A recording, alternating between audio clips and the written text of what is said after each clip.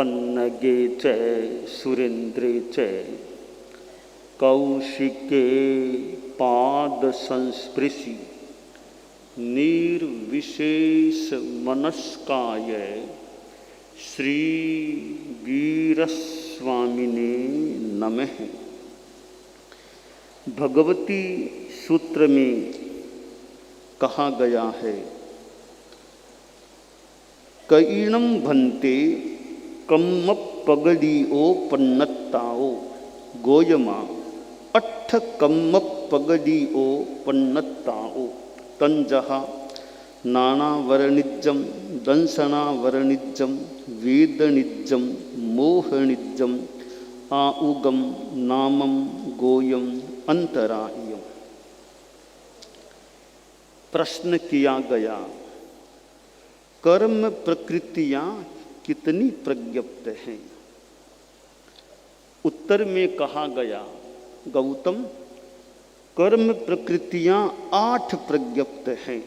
जैसे ज्ञानावरणीय, दर्शनावरणीय, वेदनीय, मोहनीय, आयुष्य, नाम, गोत्र और अंतराय।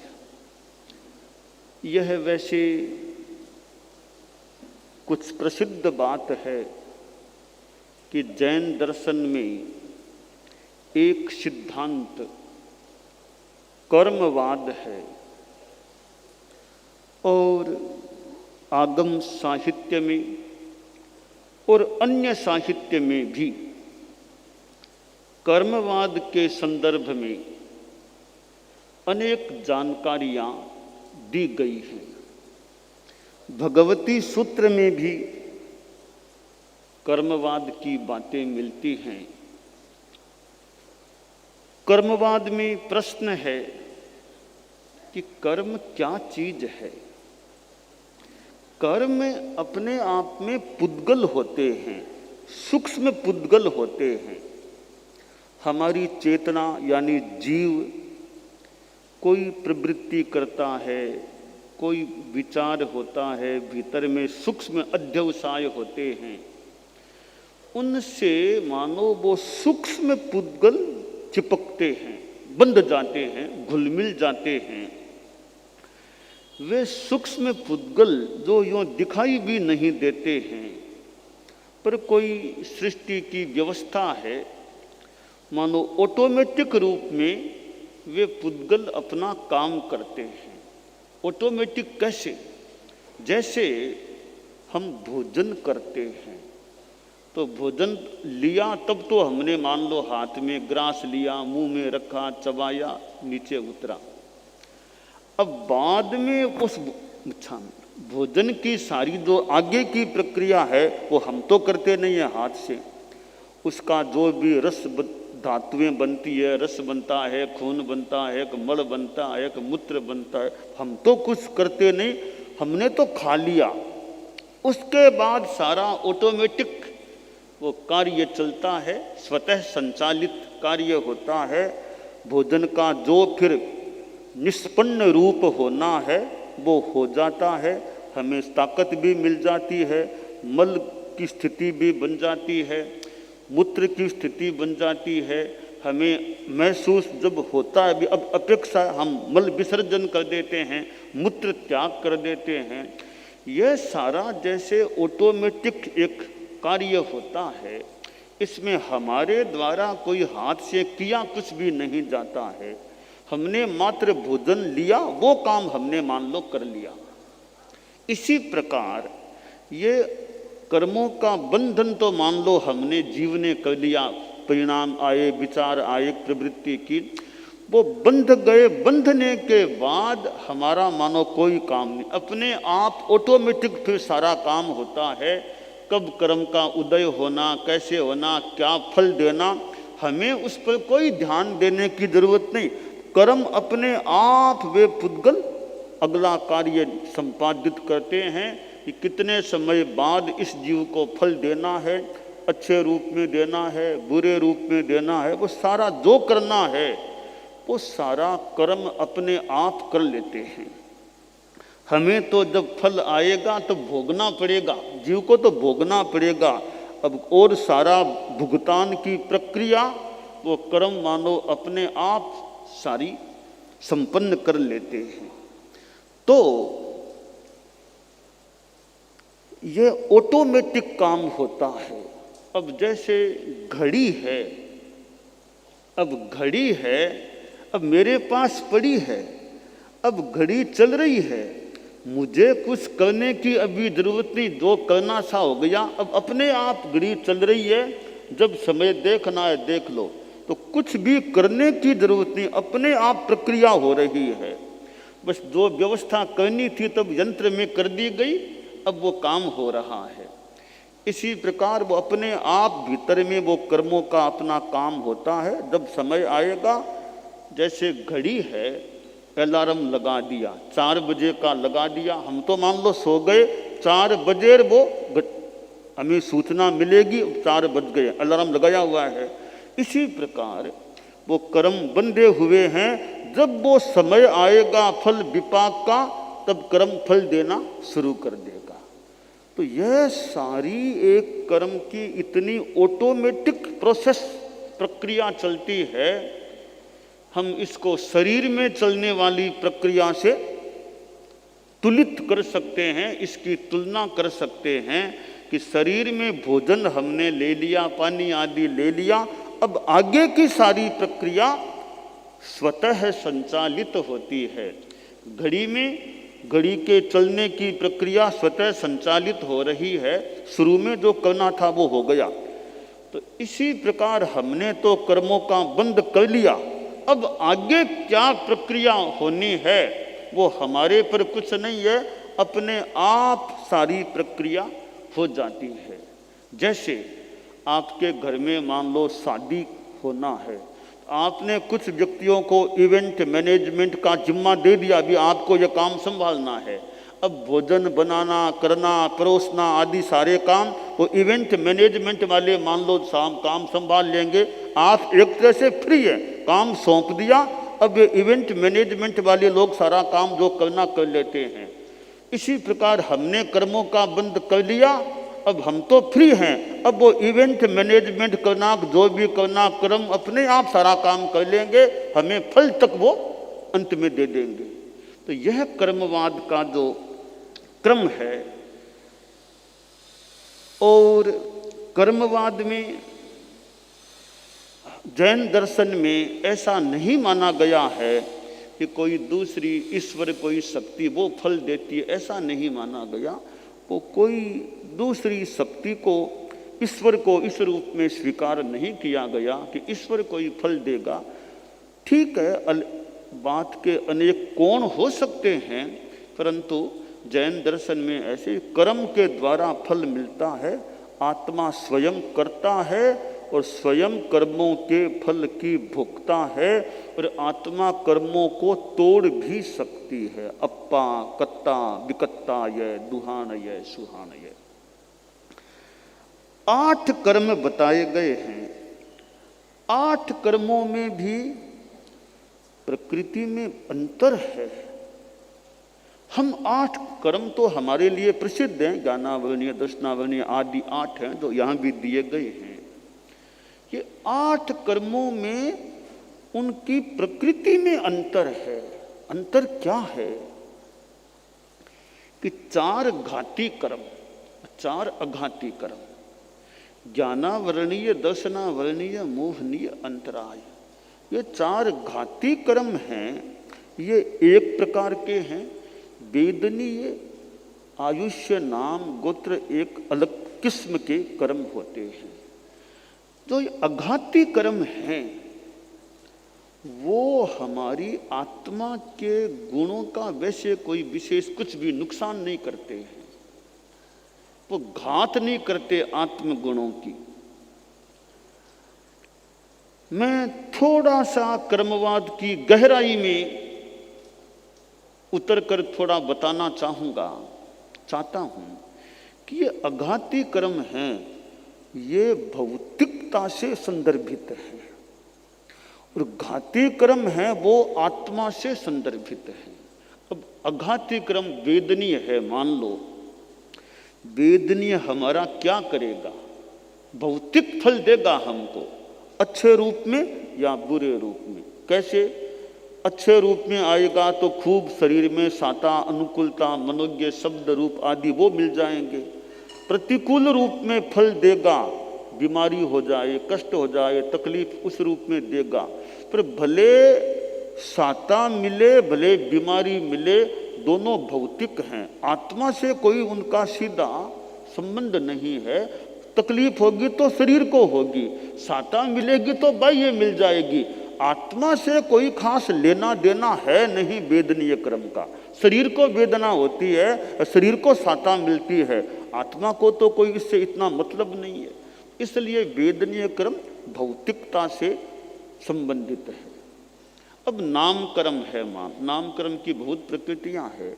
अब शरीर कैसा मिला है मान लो, भौतिक है, बढ़िया मिलाक, गोरा मिलाक, काला मिलाक, कैसा मिलाक, एकदम प्रमाणोपेत मिलाक, टेढ़ा मेढ़ा मिला, जो भी मिला, आखिर यह तो भौतिक है, आत्मा के साथ इसका कोई खास संबंध नहीं है।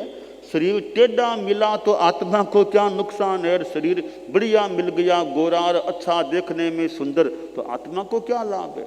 तो नामकर्म भौतिक हो गया। अब नामकर्म है, किसी का खूब यश है, ख्याति हो रही है, खूब प्रभाव है, लोग उसकी बात को बड़े आदर से स्वीकार करते हैं, ये शुभ नामकर्म का क्रम है, रूप है। अशुभ नामकर्म है तो मान लो ठीक है, यश सम्मान नहीं मिलेगा, महिमा नहीं बढ़ेगी, या मान लो अपकीर्ति भी हो जाए तो आत्मा को क्या नुकसान है? यश कीर्ति फैले तो आत्मा को क्या लाभ हुआ? अयश हो गया तो आत्मा को क्या नुकसान हुआ? तो नामकर्म भौतिकता से संबंधित है। अब आयुष्य क्रम है तो वह भी आदमी देवगति में गया कि मनुष्य गति में गया, किस में गया, तो यह सीधा आत्मा से आयुष्य कितना होगा, कितने 100 वर्ष का हो गया तो आत्मा को क्या मतलब, 80 का हुआ तो आत्मा को क्या मतलब। 80 वर्ष में भी आदमी बढ़िया काम कर सकता है, 100 में भी बढ़िया काम न करे। तो 80 वर्ष का वाक, 100 का वाक, 125 का वाक, 60 का हुआ, आत्मा का इसमें क्या नुकसान है, क्या लाभ? वो भी एक तरह से बाह्य चीज है, कितना कालमान जीव को किस गति में मिला। अब गोत्र क्रम है, जाति, कुल आदि ठीक है, कैसा मिला, ऊंचा मिला, घटिया मिला, कैसा, आत्मा को क्या नुकसान और क्या लाभ है, सब बाह्य चीजें हैं। इस प्रकार यह वेदनीय क्रम, आयुष्य क्रम, नाम क्रम, गोत्र क्रम, ये 4 जो अघाती कहे गए हैं वो भौतिकता से संबंधित है। आत्मा के गुणों से इतना कोई खास उनका लेना देना है ही नहीं, सब भौतिक फल देने वाले हैं, अच्छे रूप में या बुरे रूप में। हाँ, ये चारों क्रम दोनों प्रकार के, शुभ रूप में भी हो सकते हैं और अशुभ रूप में भी हो सकते हैं। तो शुभ अशुभ कुछ भी होगा वो है मोटा मोटी भौतिकता से जुड़ा हुआ रूप है इनका। इसलिए आत्मा को कोई इनसे नुकसान या लाभ वाली कोई खास बात है नहीं। ठीक है, थोड़ा बहुत सहायता मिल जाए, शरीर कितना मजबूत है, कैसा है, तो सीधा आत्मा के गुणों से इन 4 कर्मों का कोई वास्ता नहीं है, कोई लेना देना नहीं है। ये बाह्य फल देने वाले कर्म होते हैं। ये पुण्य रूप में, हालांकि बांधे तो जीव नहीं है, पुण्य रूप में भी फल देते हैं और पाप रूप में, अशुभ रूप में भी फल देते हैं। 4 घाती कर्म हैं, उनका आत्मा के साथ रिश्ता थोड़ा गहरा है, ज्यादा है।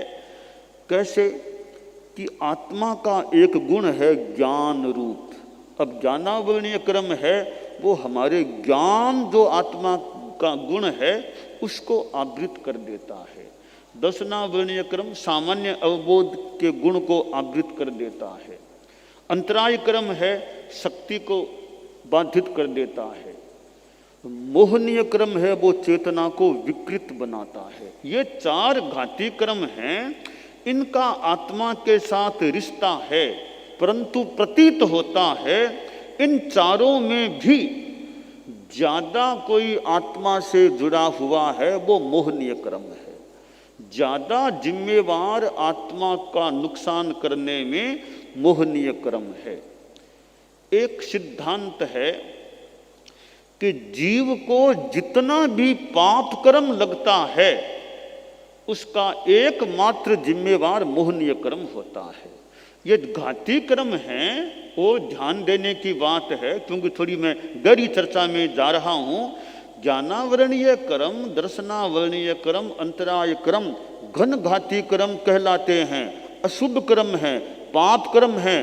परंतु ये तीनों कर्म आत्मा के कर्म पाप कर्म लगाने वाले नहीं होते हैं, इनका कोई रोल नहीं है। ज्ञानावरणीय कर्म, दर्शनावरणीय कर्म, अंतराय कर्म घन घाती होने के बावजूद भी आत्मा के पाप लगाने का काम ये बिल्कुल नहीं करते हैं। हाँ, ये स्वयं अपना फल देते हैं, अशुभ रूप में फल देते हैं। तो आत्मा के पाप लगाना ये बिल्कुल भी इस कार्य को नहीं करते हैं। बस एकमात्र मोहनीय कर्म है जो आत्मा के पाप लगाने वाला होता है। तो 4 अघाती कर्म हैं, वे तो अलग हो ही गए, वो तो उनका कोई रोल खास है ही नहीं आत्मा के संदर्भ में, वे तो भौतिकता वाले हैं। अब जो 4 आत्मा से जुड़े हुए कर्म घन घाती कर्म हैं, उनमें भी 2 प्रकार हो जाते हैं। एक आत्मा के पाप लगाने वाला कर्म और शेष 3 आत्मा के पाप न लगाने वाले कर्म। तो आत्मा के पाप लगाने वाला कर्म एकमात्र मोहनीय है और शेष तीनों ज्ञानावरणीय, दर्शनावरणीय, अंतराय ये आत्मा के पाप कर्म का बंध नहीं कराते, बंध जाते हैं तो फल देने वाले बन जाते हैं। तो ये 8 कर्म हैं। इनसे हमारा पूरा जीवन का ढांचा, पूरा व्यक्तित्व, पूरा कर्तृत्व इन कर्मों के उदय और विलय से जुड़ा हुआ है। हम क्या हैं, जो कुछ हैं, इन कर्मों के इर्द गिर्द कर्मों से ही जुड़े हुए हैं। कर्मों का उदय है तो उस रूप में है, कर्मों का विलय है तो उस रूप में है। 8 कर्म हैं। इनमें अब जो विलय की बात है, विलय में उपशम भी है, क्षयोपशम की बात भी है, क्षय की बात है। तो ये विलय वाली बात भी ज्यादा 4 घाती कर्मों से संदर्भित है कि उपशम केवल मोहनीय कर्म का ही होता है और किसी भी कर्म का उपशम नहीं होता। क्षयोपशम केवल 4 घाती कर्मों का ही होता है, अघाती कर्मों का कोई क्षयोपशम नहीं हो सकता। अब मैं एक और थोड़ी गहरी चर्चा, थोड़ी बात बताना चाहता हूं कि देखिए हमारे संत साधियां भी बैठे हैं, समणियां भी है, तो ये 8 कर्म हैं, घाती कर्म और अघाती कर्म। कि घाती कर्म हैं उनका अच्छे रूप में क्या फल मिलता है कि घाती कर्म हैं वे सारे आत्मा से संबंधित हैं। 2 बातों को हम स्पष्ट समझने का प्रयास करें। घाती कर्मों का संबंध आत्मा के साथ गहरा है, अघाती कर्मों का भौतिकता के साथ संबंध है। 4 घाती कर्मों का आध्यात्मिक संदर्भ है, 4 अघाती कर्मों का भौतिक संदर्भ है। अब दोनों प्रकार के कर्म फल देते हैं।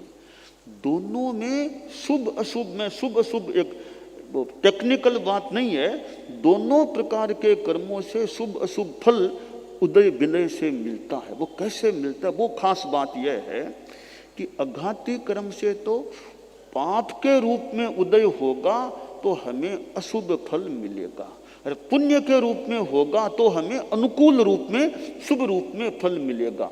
ये अघाती कर्म की बात एक बार यहाँ संपन्न करते हैं। अब हम घाती कर्म पर आते हैं। तो घाती कर्म है तो उसमें जब उदय होगा तो हमें खराब रूप में फल मिलेगा।